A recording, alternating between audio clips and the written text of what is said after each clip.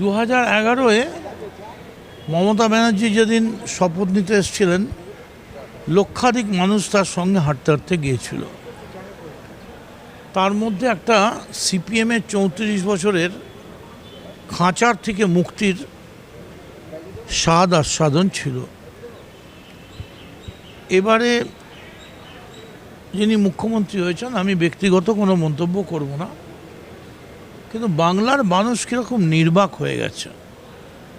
কোথাও কোনো উচ্ছ্বাস, আনন্দ, যারা জিতেছে বা যারা দায়িত্ব পেয়েছে, জিতেছে থেকে দায়িত্ব পেয়েছে বলা উচিত, তারা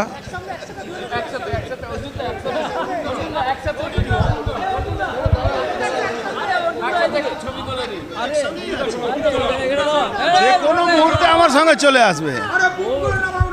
মদন দা যে কোনো মুহূর্তে আমাদের সঙ্গে চলে আসবে, চিন্তা নেই। কি দাদা? ও লাভলি।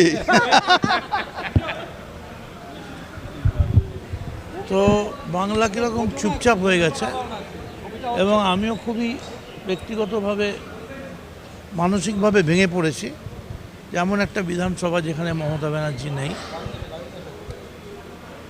তবে যে দায়িত্ব পায় তার দায়িত্ব গুড গভর্নেন্স দেওয়া।